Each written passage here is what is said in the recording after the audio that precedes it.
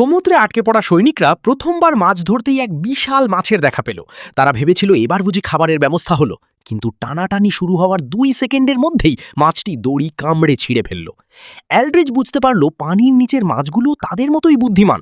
তারা ভাবল আবার সুযোগ আসবে, কিন্তু পরের 2 দিনেও আর কোনো মাছ টোপে কামড় দিল না।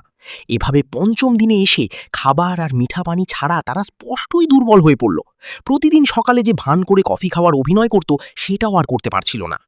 তৃষ্ণায় কষ্ট পেয়ে পাস্তুলা সমুদ্রের পানি হাতে তুলে খেতে যাচ্ছিল, কিন্তু সঙ্গে সঙ্গে মার্ক তাকে থামিয়ে দিল। কারণ সমুদ্রের পানি তৃষ্ণা মেটায় না, বরং শরীরকে আরও দ্রুত পানি শূন্য করে ফেলে। মার্ক বলল এখন যতটা সম্ভব নড়াচড়া কমিয়ে শক্তি বাঁচাতে হবে, কিন্তু এলড্রিচ বলল তারা তো জানেই না কোথায় ভেসে যাচ্ছে। মার্ক জানালো সে হিসাব করেছে। যখন সে তার যন্ত্র বের করতে গেল তখন গায়ে অন্য কিছু পেল। আনন্দে চমকে উঠলেও পরে দেখে সেটা শুধু একটা ছোট জিনিস, তবু সেটাই তার জন্য খুব দরকারি ছিল। সে দ্রুত একটি লাইফ জ্যাকেট নিয়ে তাতে অস্থায়ী মানচিত্র আঁকল। তারা যেখানে বিমান থেকে নেমেছিল সেখানকার স্রোত, বাতাসের গতি আর যন্ত্রের তথ্য মিলিয়ে সে তাদের বর্তমান অবস্থান বের করল। মার্ক বলল যদি বাতাসের দিক না বদলায় তবে তারা কাছের একটি দ্বীপে পৌঁছাতে পারবে। এই কথা শুনে সবার মনে নতুন আশা জাগল। কিন্তু পাস্তুলা বলল যদি বাতাসের দিক বদলে যায় তাহলে দ্বীপে পৌঁছানো কঠিন হবে। মার্ক বলল সেটারও উপায় আছে। সে লাইফ জ্যাকেট দেখে নতুন পরিকল্পনা করল।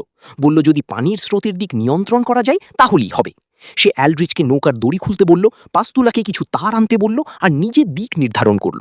তারপর লাইফ জ্যাকেটের 3 কোণা তার দিয়ে বেঁধে মাঝখানে দড়ি লাগালো। এভাবেই একটি অস্থায়ী সমুদ্র নোঙর তৈরি হলো। নোঙর পানিতে ফেলতেই লাইফবোট স্রোতের টানে সোজা চলতে শুরু করলো। এখন বাতাস বদলালেও নৌকার দিক নিয়ন্ত্রণ করা যাবে। এতে সবাই কিছুটা স্বস্তি পেল, কিন্তু পরের 2 দিনেও তারা এক ফোঁটা মিঠা পানি পেল না। বাধ্য হয়ে তারা সবাই ঈশ্বরের কাছে প্রার্থনা করল।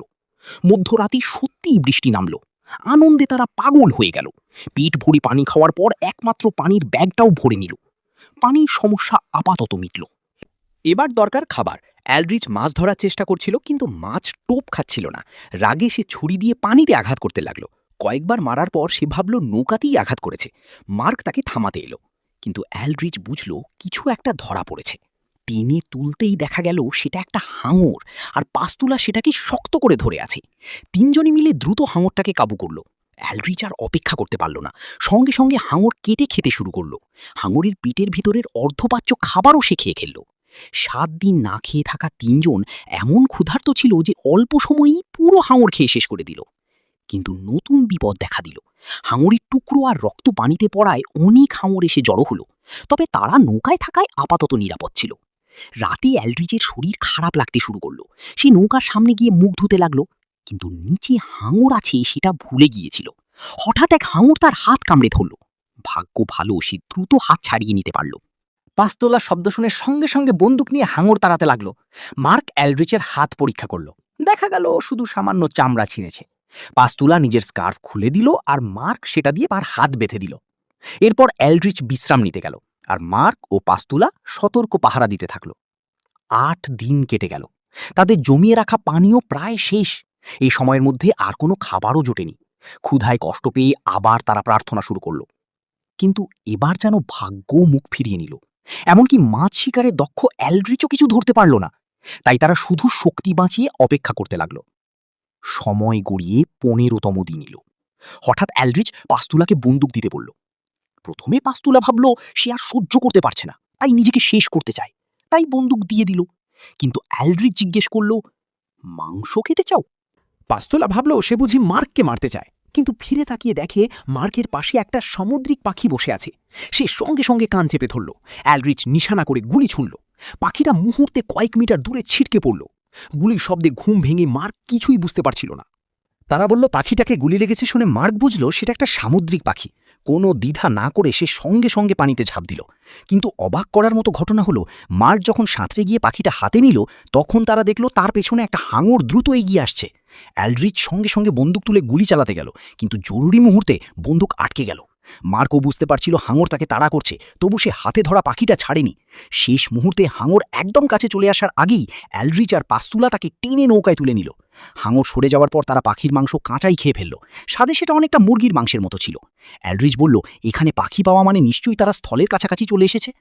কিন্তু মার্ক জানালো এটা সাধারণ সমুদ্র পাখি নয়, এটা অ্যালবাট্রস, যে হাজার হাজার মাইল উড়তে পারে। তাই শুধু এটা দেখে জমি কাছে আছে বলা যায় না। এর কিছু পরে এক সকালে মার্ক ঘুম থেকে উঠে দেখল সবাই ঘুমিয়ে আছে। সে সঙ্গে সঙ্গে বাঁশি বাজিয়ে সবাইকে জাগিয়ে তুলল, তারপর রাগে তাদের বকতে লাগলো। সে বলল, সবাই ঘুমিয়ে থাকলে যদি কোনো দ্বীপ পাশ দিয়ে চলে যায় অথবা বাতাসের দিক বদলে গেলে যদি তারা সময় মতো নোঙর না ফেলে তাহলে তো বড় ক্ষতি হয়ে যাবে। এ কথা শুনে অ্যালড্রিচ আর সহ্য করতে পারল না।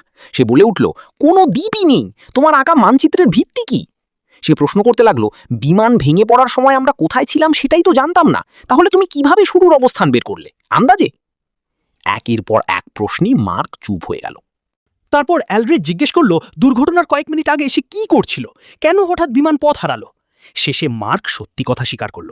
সে বলল কিভাবে যেন সে ঘুমিয়ে পড়েছিল, পাস্তুলার ডাক শুনে ঘুম ভাঙে, তখন উঠে দেখে বিমান ইতিমধ্যেই নির্ধারিত পথ থেকে সরে গেছে। এই কথা শুনে দুজনই হতবাক হয়ে গেল। একজন পাইলট উড়ন্ত বিমানে ঘুমিয়ে পড়েছিল আর পথের মোড় মিস করেছিল, যার কারণে তারা এখন সমুদ্রে ভাসছে। মার্ক জানালো সে অনেক আগে থেকেই সত্যিটা বলতে চেয়েছিল, কিন্তু সাহস পায়নি। সে ভীষণ অপরাধ বোধে ভুগছিল। এখন সে তাদের কাছে ক্ষমা চাইল। কিন্তু শুধু দুঃখিত বললে তো আর সব ঠিক হয় না। এখন সবচেয়ে জরুরি ছিল কিভাবে বাঁচা যায়। কিছুক্ষণ পরে তারা শান্ত হলো। শেষ পর্যন্ত মার্ককে ক্ষমা করল এবং তাঁর আঁকা দিক নির্দেশনা মেনেই এগোতে থাকল।